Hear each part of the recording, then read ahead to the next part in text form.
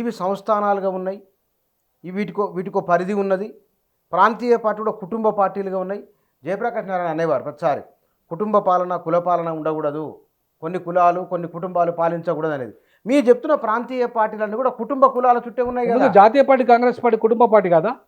ఈ దేశాన్ని ఇప్పటికీ రాహుల్ గాంధీ అన్నట్టయినా, రాహుల్ గాంధీ లేకపోతే ఈ దేశంలో సోనియా గాంధీ ఇప్పుడు చైర్పర్సన్ అయిందా, తర్వాత రాహుల్ గాంధీ ప్రతిపక్ష నాయకుడు అయిందా? అప్పటి నుండి మొదలుకుంటే ఇప్పటిదాకా ఒక కుటుంబమే కదా పరిపాలిస్తుంది. బీజేపీ అన్న ఇంకా కుటుంబంతో సంబంధం లేని నరేంద్ర మోడీ వచ్చాడు 3 సార్లు. ఏ రాజకీయ నేపథ్యం లేకుండా బీజేపీ నుండి ఆర్ఎస్ఎస్ నుండి ఎదిగిన నాయకుడు వచ్చిండు, ఒక ఓబీసీ నాయకుడు వచ్చాడు. కానీ కాంగ్రెస్ ఒక కుటుంబం నుండే వచ్చింది కదా, ఇప్పటికీ కుటుంబమే ఆధారపడుతుంది కదా, నిర్ణయాలన్నీ కుటుంబమే చేస్తుంది కదా ఇప్పటికి కూడా.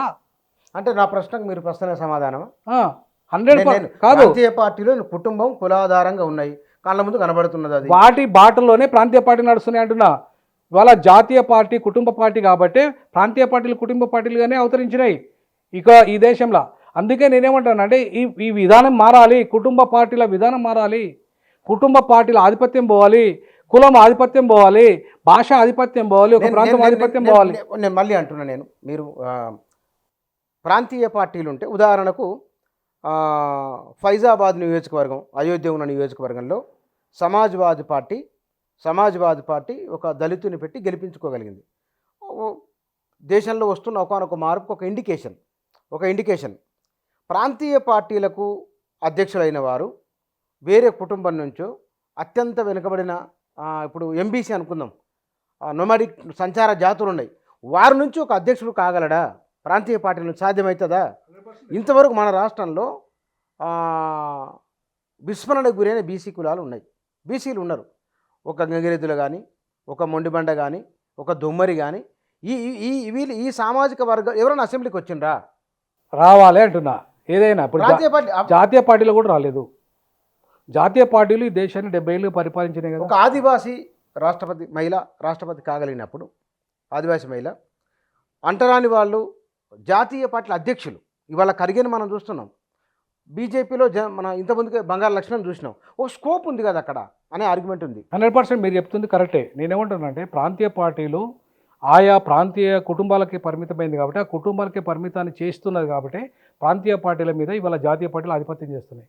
జాతీయ పార్టీలో కూడా కుటుంబ పార్టీలు ఆధిపత్యం చేస్తున్నాయి. కాకపోతే పేరుకు మాత్రము ఖర్గే ఉంటాడు, పేరుకు మాత్రం బంగారు లక్ష్మణ్ ఉంటాడు. ఆ ఖర్గేను ప్రధానమంత్రి చేసేది లేదు, ఆ బంగారు లక్ష్మణ్ ప్రధానమంత్రి చేసేది లేదు, ఈ దేశంలో చేసేది లేదు. వాళ్ళనట్లు వాడుకోవాలి. ఇవాళ పేరుకే రాష్ట్రపతులు అండి, వాళ్ళకి ఏం పవర్ ఉంది? ద్రౌపది ముర్ము ఆమె కనీసము పార్లమెంటుకు సుప్రీం, ఆమె పార్లమెంటుకు ఎవరు head? Who is the head of the parliament? రాష్ట్రపతి పార్లమెంట్ హెడ్, భారత రాష్ట్రపతి కాన్స్టిట్యూషనల్ హెడ్. కానీ ఆమె ఆ పార్లమెంటు భవనాన్ని ఓపెన్ చేసింది ఎవరండి? ప్రధానమంత్రి ఓపెన్ చేశాడు. అసలు కాన్స్టిట్యూషనల్ హెడ్ ఓపెన్ చేస్తారా? అదే ప్రధానమంత్రి అసలు is not a constitutional custodian. ప్రధానమంత్రి ఈజ్ ఎగ్జిక్యూటివ్ ఆఫీసర్. అంటే ఒక రాష్ట్రపతి నిర్ణయాన్ని అమలు చేసే బాధ్యత ప్రధానమంత్రి ఉంటుంది.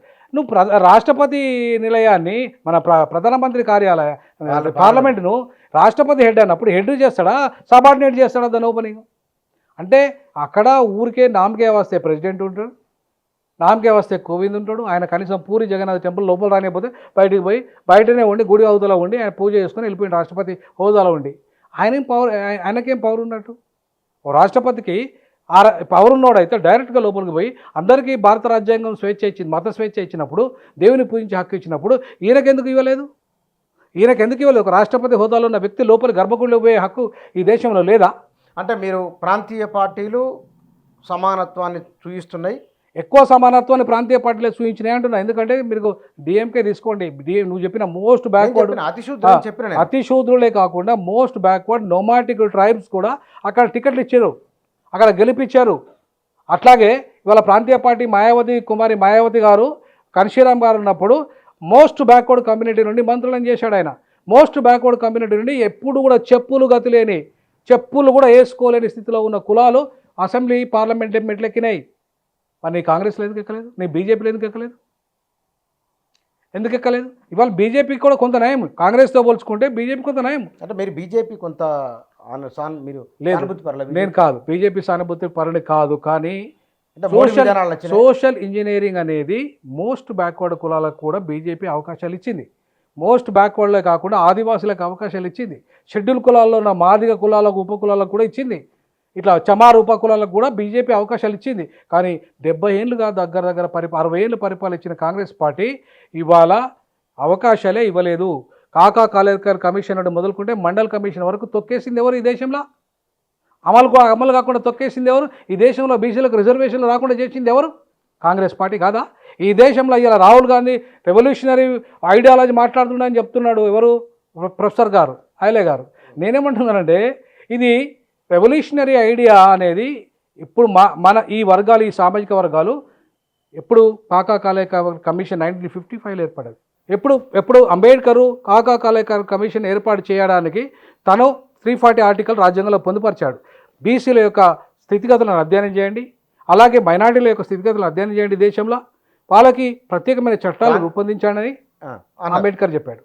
కానీ ఇక్కడ వారన్న మాట ఏమిటంటే, అది చెప్తున్నారు మీరు, రాహుల్ గాంధీని ప్రధానమంత్రి కావద్దని చెప్పాడు ఐలయ్య గారు నా ఇంటర్వ్యూలో. మీరు చెప్పారు కదా, అన్నప్పుడు ఆయన కుటుంబ పాలన అనే పేరు వస్తుంది మీకు, మీరు కావద్దు అని అన్నాడు ఆయన. మరి ఆ విషయం కూడా అన్నారు కదా. మీరు ఈ 2-3 విషయాలతో మీరు చాలు. నేనేమంటానండి, ఇప్పటికీ వాళ్ళ కుటుంబం పరిపాలించింది చాలు ఈ దేశాన్ని. ఈ దేశాన్ని ఇంకా ఎందుకు పరిపాలిస్తారండి? నాకు అది రాహుల్ గాంధీ ఎందుకు ప్రధానమంత్రి కావాలి ఈ దేశంలో? ఆయన ఎందుకు కావాలంటున్నా, ఎందుకు కాకూడదు అంటున్నానంటే, తాత 3 సార్లు ప్రధానమంత్రి, 3 టైమ్స్, తర్వాత నానమ్మ, తర్వాత తండ్రి, తర్వాత అంటే వీళ్ళ ఇంట్లో మొత్తం ఈ వర్గ అదే దాంట్లో ఇప్పుడు రాజీవ్ గాంధీ, ఇందిరాగాంధీ వాళ్ళ దేశం కోసం చచ్చిపోయినారు. దేశం కోసం అంటే అర్థమైందండి నాకు అర్థం డిస్కషన్ కాదండి. దేశం కోసం అంటే అర్థమైంది. దేశం కోసం అంటే ఈ దేశంలో సిక్కులను ఊచకొత్త గోపిస్తే సిక్కులు తిరుగుబాటు చేసి చంపేశారు. సో కాదు తమిళులు అక్కడ మనకి ఏమవసరం అండి? శ్రీలంకలో తమిళులు వాళ్ళ యుద్ధానికి మనల్ని ఎందుకు పంపించారు అక్కడికి? ఇక్కడ ఈ దేశం ఇండిపెండెన్స్ అయిన తర్వాత వ్యవసాయ రంగంలోనూ, ఆహార ధాన్యాల ఉత్పత్తిలోనూ, పారిశ్రామిక రంగంలోనూ ఒక విధానాన్ని, ఒక నమూనాను తీసుకున్నది నెహ్రూ. ఒప్పుకొని తీరవలసిందే ఇది. ఇవాళ ఆయన నిర్మించిన 70-80 సంస్థలు, ప్రభుత్వ రంగ సంస్థలు, జనాభా లెక్కల సేకరణ నుంచి మొదలుకుంటే, ప్రణాళిక రచన మొదలుకుంటే, సైన్స్ వరకు, భూభౌతిక శాస్త్రాల వరకు మొత్తం సంస్థలు పెట్టింది ఆయన. ఇవాళ వచ్చిన ప్రభుత్వాలు, కాంగ్రెసేతర ప్రభుత్వాలు వాటి ధ్వంసం చేసినాయి.